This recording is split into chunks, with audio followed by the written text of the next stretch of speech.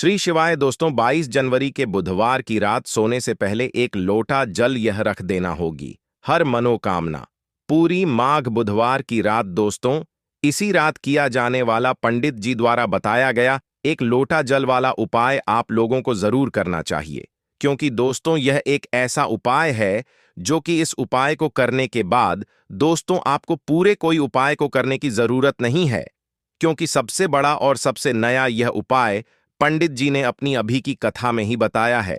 मैं जिस उपाय को हम आपको बहुत अच्छे से समझाने वाले हैं, इस वीडियो को देखने के बाद इस उपाय को समझने के लिए आपको कोई और वीडियो को देखने की जरूरत नहीं पड़ेगी। तो चलिए दोस्तों, उपाय को शुरू करते हैं। देखिए, यह बुधवार दिन इतना खास होता है, इतना महत्वपूर्ण होता है। देखा है कभी कभी बड़े बड़े पूजा पाठ अनुष्ठान से जो मनोकामना ना पूर्ण नहीं होते। 22 जनवरी 2025 मतलब कि बुधवार के दिन एक छोटे से उपाय करने से ही आपकी मनोकामना पूर्ण हो जाती है, और बहुत सारे लोग ने इस उपाय को किया भी है और उनको इस उपाय को करने का फल भी जरूर मिला। अगर आप लोग भी इस उपाय को 22 जनवरी 2025 मतलब कि बुधवार के दिन करना चाहते हैं, तो आप इस उपाय को पहले अच्छे से समझ लेना, सुन लेना, उसके बाद करना, आपको इसका फल जरूर मिलेगा। और इस उपाय को कर लेने से आपके घर में चाहे किसी भी तरह की दुख और समस्या क्यों ना चल रही हो, आपको उसका कारण भी नहीं पता है कि भाई यह समस्या किस कारण से चल है। उसका कुछ भी कारण हो सकता है, जैसे पितृदोष हो सकता है या किसी भी तरह का मंगल दोष भी हो सकता है, और भी बहुत तरह के दोष होते हैं, कुछ भी हो सकता है। पर आपको इस उपाय को करने के लिए अपने दोष को पता लगाने की भी जरूरत नहीं है। 22 जनवरी 2025 मतलब कि माघ बुधवार के दिन इस एक लोटा जल वाला उपाय को आप लोगों को कर लेना है। एक ऐसा उपाय है जिस उपाय को अगर किसी विशेष दिन पर किया जाए तो भाई उस विशेष दिन का जो है वह तो हमें मिलता ही मिलता है, पर हमने इस एक लोटा जल वाला उपाय को किया है तो हमें उससे भी बड़ा फल मिलता है, और फल बहुत जल्दी मिलता है, क्योंकि आप इस उपाय को बहुत ही बड़े और विशेष दिन पर कर रहे हो। क्योंकि 22 जनवरी को 2025 मतलब कि माघ बुधवार बहुत ही ज्यादा बड़ा होता है। इसीलिए दोस्तों, आज की इस वीडियो में हम आप लोगों को एक लोटा जल वाला उपाय समझाएंगे, जिस उपाय को करने से अगर आपकी किसी भी तरह की मनोकामना है, किसी भी तरह की दुख और समस्या है, सबसे ज्यादा समस्याएं आपके जीवन में ही हैं। अगर आपको धन हासिल नहीं हो पा रहा है, रुपए पैसे की आपके घर में लगातार दिक्कत परेशानियां चलती चली आ रही है, आपका व्यापार नौकरी अगर अच्छे से नहीं चल रहे हैं, जिसकी वजह से घर में लगातार आर्थिक समस्याएं बनी रहती हैं, घर का कोई ना कोई सदस्य अगर बीमार रहता है, आपस में एक दूसरे से लड़ाई झगड़ा होता रहता है, किसी की अगर आपस बनती नहीं है, तो पूज्य गुरुजी ने कहा है कि जब जीवन में ऐसी परिस्थितियां आ जाएं कि आप एक एक रुपए खर्च करने से पहले कई कई बार सोचने लगे हो, आपको धन हासिल ही अगर नहीं हो पा रहा हो, तो आपको सिर्फ और सिर्फ एक लोटा जल वाला उपाय बुधवार दिन से शिवलिंग के सामने एक ऐसा विशेष करना है जो आपकी इन सारी समस्याओं को सिर्फ 7 दिन के अंदर ही समाप्त कर देगा। तो चलिए जानते हैं इन विशेष उपायों के बारे में। लेकिन उससे पहले, जो भी मेरे भाई मेरी प्यारी बहनें आज चैनल पर पहली बार आए हैं या मेरी आवाज आज पहली बार सुन रहे हैं, अगर आप भी महादेव के सच्चे भक्त हैं तो वीडियो को लाइक और चैनल को सब्सक्राइब जरूर कर लें। दोस्तों, ये जो एक लोटा जल वाला उपाय है, ये किसको करना है? तो घर का जो बड़ा और मुख्य सदस्य होगा उसी व्यक्ति को यह वाला उपाय करना है। अब वह बड़ा व्यक्ति मुख्य रूप से घर की माताएं बहनें होंगी तो ज्यादा बेहतर होगा, मतलब कि घर की जो बड़ी माताएं बहनें होंगी, अगर वह यह वाला करेंगी तो ज्यादा अच्छा होगा। देखिए, बुधवार जो है, बुधवार का दिन बहुत ही महत्वपूर्ण माना जाता है, और इस दिन अगर आप यह एक छोटा सा उपाय कर लेते हैं जो हमने आपको बताया है वीडियो में, तो ऐसा मान लीजिए आपके जन्मों जन्मों की गरीबी दूर हो जाएगी और हमेशा आपके घर में धन जो है, पैसा जो है, यह बढ़ता चला जाएगा। भक्तों की मनोकामना को पूरा करने के लिए उत्तम दिन होता है आज का, मतलब बुधवार के दिन किए गए उपाय दान पुण्य से व्यक्ति को बहुत ही ज्यादा लाभ मिलता है। व्यक्ति अपने जीवन में सुख समृद्धि का आशीर्वाद हासिल करता है, और हमारे शास्त्रों में भी लिखा है, बुधवार के दिन कोई भी उपाय आप करते हैं, पूजा पाठ करते हैं, उसका बहुत अधिक फल आपको मिलता है, और आपके जीवन की निर्धनता भी दूर होती है, और हमेशा धन में वृद्धि भी होती है, आपका पैसा बढ़ता भी है। साथ ही साथ जिन लोगों की विशेष मनोकामनाएं हैं, जिन लोगों की इच्छाएं पूरी नहीं होती हैं, अपनी मनोकामना को पूरा अगर आप करना चाहते हैं तो बुधवार का दिन बहुत ही विशेष है। तो चलिए बात कर लेते हैं एक लौटा जल वाला उपाय, और इस उपाय को कैसे, किस तरह से यह उपाय आपको करना है, किस समय करना है और कैसे। यह छोटा सा उपाय अगर आप बुधवार के दिन कर लेते हैं तो ऐसा मान लीजिए कि आपको हमेशा के लिए महादेव का कृपा मिल जाएगी और आपके जीवन की निर्धनता जड़ से दूर हो जाएगी, कभी भी आपके जीवन में लौटकर नहीं आएगी। देखिए, बुधवार पर मां गंगा की उपासना के साथ साथ आपको भगवान शिव की उपासना जरूर करनी है, क्योंकि आपको बता दें कि भगवान शिव की जटाओं से ही गंगा निरंतर प्रवाहित होती रहती है, और महादेव को प्रसन्न अगर आपने कर लिया तो ऐसा मान लीजिए कि आपके जीवन के और कष्ट जो है ना, वह आपको छू भी नहीं पाते हैं। क्योंकि जिस व्यक्ति को महादेव का आशीर्वाद मिल जाता है, अपने भक्ति की मनोकामना को तो पूरा करते ही हैं, उसके जीवन में सुख तो भर ही देते हैं। उसके जीवन के जितने भी दुख और कष्ट हैं ना, वो रो रो कर भागते हैं, क्योंकि साक्षात काल भी आकर उस व्यक्ति का कुछ बिगाड़ नहीं पाता है। जिस व्यक्ति के साथ महादेव होते हैं, तो महादेव की पूजा अर्चना आपको इस दिन कैसे करनी है। एक लोटा जल लेना है, उसके अंदर आपके पास बेलपत्र है तो 5 बेलपत्र आप डालें और महादेव के शिवलिंग पर यह जल आपको जरूर अर्पित करना चाहिए, और थोड़ा सा गंगा जल भी इसमें डाल लेना है। थोड़ा सा गंगा जल और अपने घर का शुद्ध जल और 5 बेलपत्र, हमेशा आप देखेंगे कि निरंतर आपके धन में वृद्धि होगी, और महादेव के आशीर्वाद से और मां गंगा के आशीर्वाद से।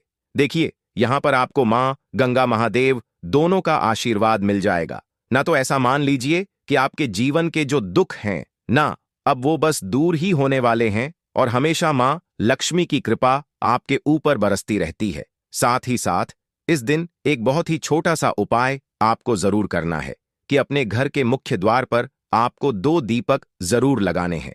इतना उपाय आप कर लीजिए। बुधवार वाले दिन आपके जीवन के दुखों का अंत होगा ही होगा, तो सच्ची श्रद्धा के साथ इस उपाय को करें, आप अपने जीवन में सुख को बहुत जल्दी हासिल कर लेंगे। तो यह पहला है। अब जल्दी से बात कर लेते हैं दूसरे उपाय की कौन सा है। वह दूसरा उपाय जो कि आपको बुधवार वाले दिन विशेष कर करना है। तो देखिए, दूसरा उपाय जो आपको बताने जा रहे हैं, इस उपाय को करने से आपके जीवन में आपको मोक्ष की हासिल होती है, मतलब मोक्ष का मार्ग खुल जाता है और व्यक्ति भगवान श्री हरि विष्णु के धाम में स्थान हासिल करता है। कहने का मतलब है कि आपके जीवन के जो दुख है, जो कष्ट है, वह दूर होते हैं, और हमेशा भगवान श्री विष्णु जो है वह आपके ऊपर अपनी कृपा बरसाते रहते हैं। और देखिए, जब भगवान श्री हरि विष्णु का आशीर्वाद किसी व्यक्ति को मिल जाए ना, फिर ना वह व्यक्ति धन को लेकर परेशान रहता है, ना ही अपने जीवन में किसी भी कष्ट को लेकर परेशान रहता है।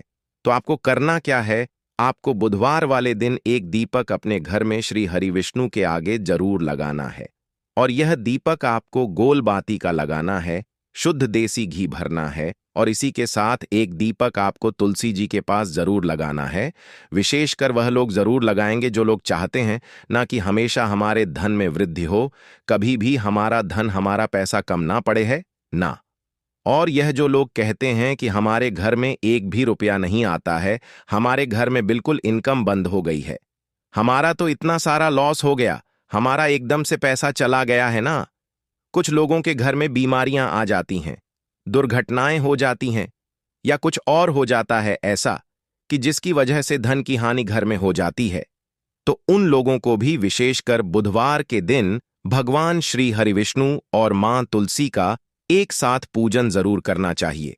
तो बहुत ही विशेष और उत्तम उपाय है यह बुधवार का। हमेशा आपके ऊपर श्री हरि विष्णु की कृपा बरसती रहती है जब इस उपाय को आप करते हैं। और इस दिन आपको किसी भी जरूरतमंद व्यक्ति को, गरीब को या फिर ब्राह्मण को भोजन कराना है। अगर आप भोजन भी नहीं करा सकते हैं तो कोई ना कोई चीज इस दिन आप दान जरूर करें। कोई भी ऐसा अपने हिसाब से आप कोई अनाज ले लें, है ना, गेहूं ले लें, चावल ले लें, कोई भी चीज ऐसी ले ले कि हां इस व्यक्ति को जरूरत है। आप 10 लोगों को करें या ना करें, एक व्यक्ति को भी अगर आप कर देते हैं ना, उसके हिसाब से है ना, जरूरी नहीं है कि ज्यादा भी आप करें, थोड़ा भी दान करें, लेकिन इस दिन आपको दान करना चाहिए, क्योंकि बुधवार के दिन दान का बहुत ही ज्यादा महत्व होता है। तो 2 उपाय की बात कर ली, अब जल्दी से बात कर लेते हैं अपने तीसरे उपाय की, जो कि आपको विशेषकर बुधवार के दिन करना है। तो देखिए, गंगा जी तो हम सभी के घर के आसपास नहीं होती है, लेकिन गंगा जल हम सभी के पास वह है। तो देखिए, आप करना क्या है, थोड़ा सा गंगा जल लेना है।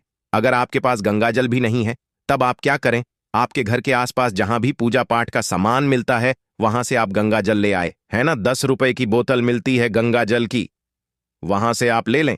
आपको क्या करना है, थोड़ा सा गंगा जल लेना है ना, एक चुटकी काला तिल लेना है। आपके पास काला तिल है ना, एक चुटकी काला तिल आपको जल में डालना है, जो गंगा जल आपने लिया है। और फिर वही गंगा जल जिसके अंदर आपने एक चुटकी काला तिल डाला है, वही गंगा जल आपको अपने वाले जल में मिला देना है। जब आप मिलाएंगे, तब आपको यहां पर श्री हरि विष्णु का ध्यान करना है, मां लक्ष्मी का ध्यान करना है, और हर हर गंगे आपको बोलना है। जब आप उस तिल को और गंगा जल को अपने लिए वाले जल में मिलाएंगे, उस समय आपको हर हर गंगे जरूर बोलना है, ठीक है ना। इसके बाद जब आप स्नान करेंगे, स्नान करते समय भी आपको हर हर गंगे बोलकर ही स्नान करना है। जितना पुण्य आपको गंगा में स्नान करने से मिलता, उतना पुण्य तो आपको अपने घर पर ही मिल जाता है। जब इस तरह से आप अपने घर पर गंगा जल में सा तेल डालकर स्नान कर ले हैं और हर हर गंगे बोलकर आप स्नान करते हैं। अब बात करेंगे उन लोगों की जिनके घर के आसपास पूजा पाठ की भी दुकान नहीं होती है, जो ऐसे इलाकों में रहते हैं, ऐसी जगह पर रहते हैं, है ना, या जिनके पास है ही नहीं कि गंगा जल भी मतलब नहीं ला सकते हैं, है ना, है ही नहीं घर के आसपास कहीं भी, तो वह लोग क्या करेंगे, है ना। तो उनके लिए यह है कि साधारण जल से भी अगर आप स्नान कर रहे हैं, तब आपको हर हर गंगे बोलकर ही स्नान करना, मां गंगा का करना। इस तरह से भी अगर आप स्नान करते हैं, तो आपको बहुत ही उत्तम फलों की हासिल होती है। और साथ ही साथ व्यक्ति के जितने भी कहते हैं ना कि व्यक्ति से कुछ ना कुछ तो भूल चूक हो ही जाती है ना, जाने अनजाने में उनसे भी छुटकारा मिल जाता है और मां गंगा का आशीर्वाद मिलता है।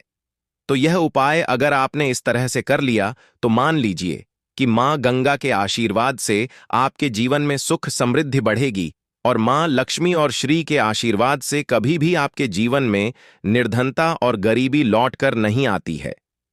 आप अपने जीवन में जल्दी धन को हासिल कर लेते हैं। लेकिन उससे पहले अगर आप लोग हमारे चैनल पर नए हैं, तो हमारे चैनल को सब्सक्राइब कर लेना और इस वीडियो को लाइक करके कमेंट बॉक्स में श्री शिवाय नमस्तुभयम ओम नमः शिवाय जरूर टाइप कर देना। तो दोस्तों, इस हल्दी वाले उपाय को हमें इस बुधवार दिन कैसे करना है, किसको करना है, किस समय करना है और कहां पर करना है, ये सारे सवालों के जवाब आपको इसमें मिल जाएंगे। और जो यह वीडियो देखिएगा दोस्तों, उसको एक छुटकी हल्दी वाला उपाय जरूर करना चाहिए, क्योंकि इस दिन हल्दी भी बहुत ही बड़ा और विशेष महत्व होता है। और जब बात आ जाए हल्दी के उपाय की, तो यह सोने पर सुहागा वाली बात हो जाती है, और यह एक बहुत ही बड़ा उपाय हो जाता है इस माघ बुधवार का। तो अब दोस्तों, इस चुटकी हल्दी वाले उपाय को आखिर करना किसको है, सबसे पहले हम लोग वह बात जान लेते हैं। तो देखो, घर की जो बड़ी माताएं बहनें होती हैं, उन माताओं बहनों में से कोई भी एक बड़ी माता बहन इस वाले उपाय को कर सकती है, और 2 अगर आप चाहें तो अपने घर में से सभी सदस्यों को भी इस उपाय को करवा सकते हैं।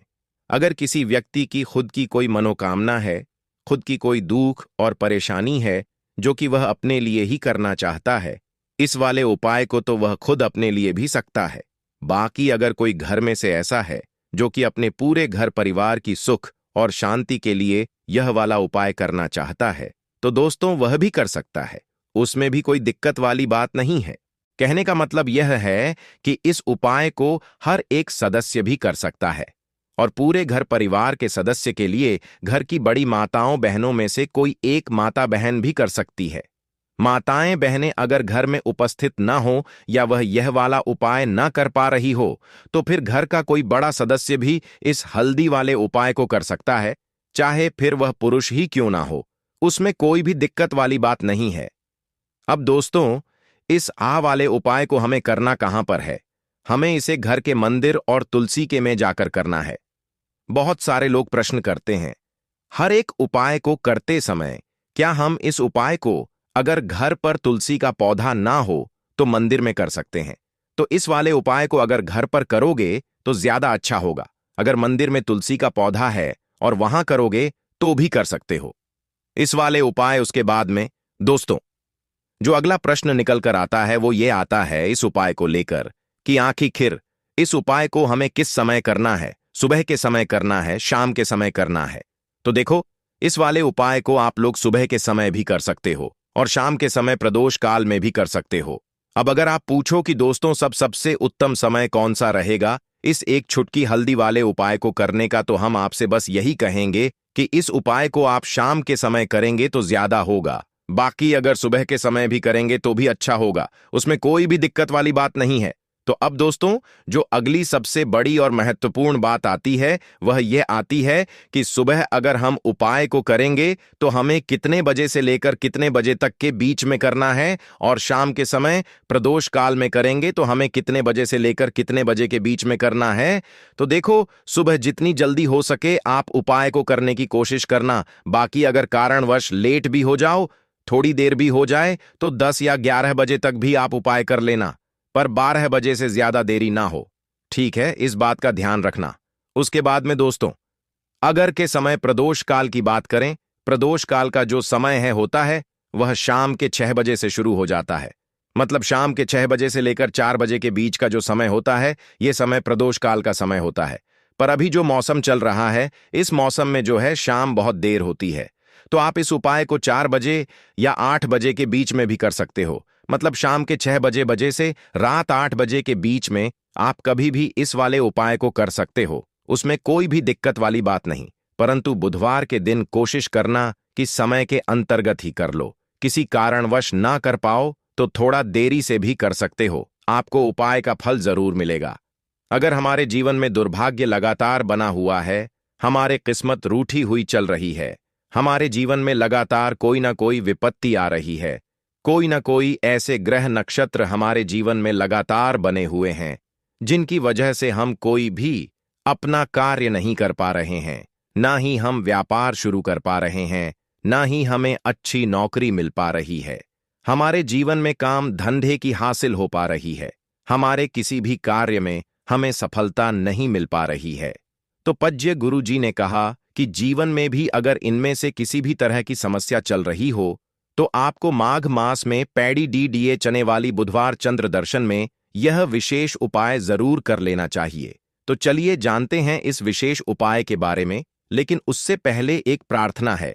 अगर आप चैनल पर नए हैं तो कृपया चैनल को सब्सक्राइब अवश्य कर लें। देखिए, यह बहुत ही ध्यान से सुनिए, क्योंकि इस वीडियो में जो उपाय आपको बताए जाएंगे वह माघ मास में वाली बुधवार की तिथि में ही करने हैं।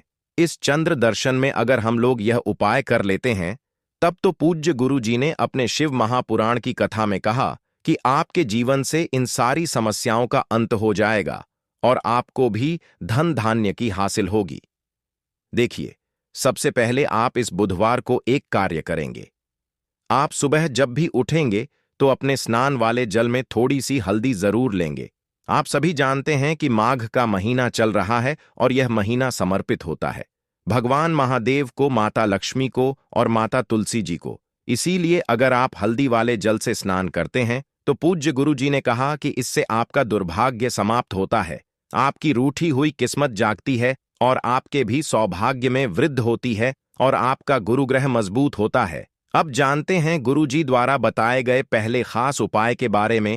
इस उपाय के आपको 2 हरी इलायची ले लेनी है, फिर इसी के साथ साथ आपको ले लेना है एक दीपक। आप मिट्टी का भी ले सकते हैं, और आप अपने घर पर अगर आटा मढ़कर उसका दीपक बनाते हैं तो उसका भी दीपक आप तैयार कर सकते हैं। इस दीपक में आपको घी का इस्तेमाल करना है और साथ ही साथ लंबी रुई की बत्ती का उपाय करना है।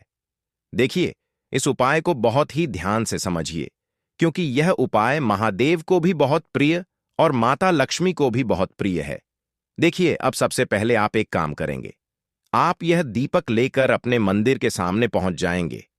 आपके घर के मंदिर में माता लक्ष्मी की अगर कोई फोटो है, कोई प्रतिमा है, या फिर आपकी कुलदेवी की कोई फोटो है, कोई प्रतिमा है, या फिर माता रानी के किसी भी स्वरूप की कोई फोटो है, तो उनके सामने आपको यह उपाय करना है। आधा उपाय आप अपने घर के मंदिर में करेंगे और शिवालय में जाकर करेंगे, इसलिए आपको उपाय बहुत ही ध्यान से समझना है। देखिए, अब माता रानी के सामने सबसे पहले आप थोड़े से चावल डाल दीजिए और उन्हीं के ऊपर यह दीपक रख दीजिए। इस दीपक को रखने के बाद इसमें थोड़ी सी आप पीसी हुई हल्दी डाल दीजिए। थोड़ी सी शुद्ध पीसी हुई हल्दी इस दीपक में डाल दीजिए। उसके बाद आप यह दीपक प्रज्वलित कर दीजिए और वहीं दीपक के सामने बैठकर यानी माता रानी के सामने बैठकर आप कम से कम 11 बार या 21 बार या 21 बार या 108 बार, जितना भी आपके पास टाइम हो बार, आप ओम महालक्ष्मी नमः इस मंत्र का स्मरण कर लीजिए। मंत्र का स्मरण करने के बाद आपके पास जो 2 हरी इलायची है उनमें से एक हरी इलायची आप इसी दीपक में डाल लेनी है और माता लक्ष्मी से प्रार्थना कर लेनी है कि मेरे जीवन में जो धन धान्य की कमी चल रही है, मेरे जीवन में जो सौभाग्य में वृद्धि नहीं हो पा रही है, दुर्भाग्य लगातार बना हुआ है, तो आपके जीवन में धन से संबंधित जो समस्या चल रही है उसको दूर करने के लिए माता रानी से कर लेनी है। फिर इसके बाद आपको यह दूसरी हरी इलायची और थोड़ा सा शहद लेकर पहुंच जाना है शिवालय। देखिए, यह उपाय आप शाम के समय में ही करेंगे। शिवालय के बाद इस दूसरी हरी इलायची को आप शहद में डुबो लेंगे। चारों तरफ से इस हरी इलायची में शहद लगा लेंगे और फिर यह हरी इलायची आपको शिवलिंग के ऊपर समर्पित कर देना है। शिवलिंग के सामने बैठकर आपको महादेव से प्रार्थना कर लेनी है कि आपके जीवन धन से संबंधित कोई समस्या चल रही है या आपकी कोई विशेष मनोकामना है जो परिपूर्ण नहीं हो पा रही है, तो महादेव से उस मनोकामना को परिपूर्ण करने के लिए प्रार्थना कर लेनी है और या फिर का कम से कम 108 बार जाप करने के बाद फिर वापस अपने घर आ जाना है। पूज्य गुरुजी ने कहा कि अगर आप इस बुधवार चंद्र दर्शन में इस अचूक उपाय को कर लेते हैं तो आप जीवन से भी धन की समस्या हमेशा के लिए समाप्त हो जाएगी और आपको भी माता लक्ष्मी की कृपा हासिल होगी। अब इसके बाद बात करते हैं गुरुजी द्वारा बताए गए दूसरे खास उपाय के बारे में। देखिए, इस उपाय के लिए आपको एक लोटा जल ले लेना है। फिर इसी के साथ आपको ले लेना है सारा गुड़। आप 1 टुकड़ा या 2 टुकड़े गुड़ के ले लीजिएगा और इस गुड़ को इस 1 लोटे जल में डाल लीजिएगा। फिर इसी के साथ को थोड़ी सी पिसी हुई शुद्ध हल्दी ले लेनी है। 1 या 2 चुटकी शुद्ध पीसी हुई हल्दी ले लीजिएगा और इसको भी इसी 1 लोटे जल में डाल लीजिएगा। अब आपका यह 1 लोटे जल का मिश्रण तैयार हो गया। इस 1 लोटे जल को लेकर आप पहुंच जाएंगे अपने घर पर जो माता तुलसी का पौधा है उसके सामने। अगर आप अपने घर की छत पर माता तुलसी का पौधा रखे हुए हैं तो वहां पहुंच जाए और यह 1 लोटा जल माता तुलसी के पौधे में आपको समर्पित करते हैं और ओम नमो भगवते वासुदेवा या फिर ओम महालक्ष्मी नमः, इन दोनों में से किसी भी एक मंत्र का लगातार स्मरण करते जाना है। करने के लिए भी खाने लगती है, ऐसा नहीं करना। शुभता का ख्याल रखें और खाना बनाते समय पूरे खाने को कभी भी झूठा ना करें, क्योंकि ऐसे में उनका अपमान समझा जाता है, घर की सुख शांति भंग हो जाती है। इसीलिए अगर आप खाना बनाएं तो सबसे पहले आप खाने को थोड़ा कहीं पर चढ़ा दें, थोड़ा सा किसी को खिला दें, तब भी आप भोजन छट सकते हैं। नंबर 6, अगर बार बार आपके भोजन में बाल निकल आते हैं, इसे आप मामूली ना समझें। ऐसा समझा जाता है कि खाने में बार बार बाल आना राहु केतु का बुरा प्रभाव होता है। ऐसा घर सदैव निधन का निधन ही रहता है। खाने में कभी भी बाल नहीं आना चाहिए, क्योंकि यह मां अन्नपूर्णा का सबसे बड़ा अपमान समझा जाता है। यह घोर अनर्थ समझा जाता है। ऐसे में शुद्धता भी भंग हो जाती है और परिवार को भयंकर बीमारियों का सामना करना पड़ सकता है। यह भूल कर भी ना करें और खाना बनाते समय सदैव औरतों को अपने बाल बांधकर ही खाना बनाना चाहिए। दोस्त, वास्तुशास्त्र के अनुसार कुछ वस्तुएं ऐसी है जो रसोई घर में बिल्कुल भी नहीं रखनी चाहिए। इन्हें रखने से परेशानियों में वृद्धि भी होने लगती है। नंबर 1, शीशा। घर को सुंदर रखने के लिए कुछ लोग किचन में शीशा लगा देते हैं, परंतु शास्त्र की माने तो रसोई घर में शीशे का उपाय नहीं करना चाहिए। ऐसा इसलिए कि क्योंकि किचन में चूल्हा अग्निदेव का सूचक समझा जाता। अगर शीशे में अग्नि का प्रतिबिंब दिख जाता है तो घर में अशुभ समझा जाता है। इसके कारण घर में कलह क्लेश बढ़ाने लगते हैं। इसी के साथ साथ घर की आर्थिक स्थिति भी बिगड़ने लगती है, तो यह गलती आप ना करें। नंबर 2, गूंथा हुआ आटा। कई बार महिलाएं किचन में रोटी बनाने को गूंथा हुआ आटा या बचा हुआ आटा फ्रिज में छोड़ देती हैं और सुबह उसी का उपाय रोटी बनाने के लिए करती है। वास्तु के अनुसार यह सही नहीं होता। रसोई घर में घूम हुआ आटा रखने से शनि और राहु का नकारात्मक प्रभाव पड़ने लगता है। इसी का से जीवन में अनेक तरह की समस्याएं होने लगती हैं। नंबर 3, टूटे कई तरह के बर्तन उपाय होते हैं। टूटे हुए बर्तन ना रखें। रसोई घर में कुछ बर्तन ज्यादा उपाय होने के पश्चात टूट जाते हैं, परंतु कई बार कुछ हद तक टूटे हुए बर्तन का उपाय करते ही रहते हैं। वास्तु के मुताबिक यह नहीं समझा जाता।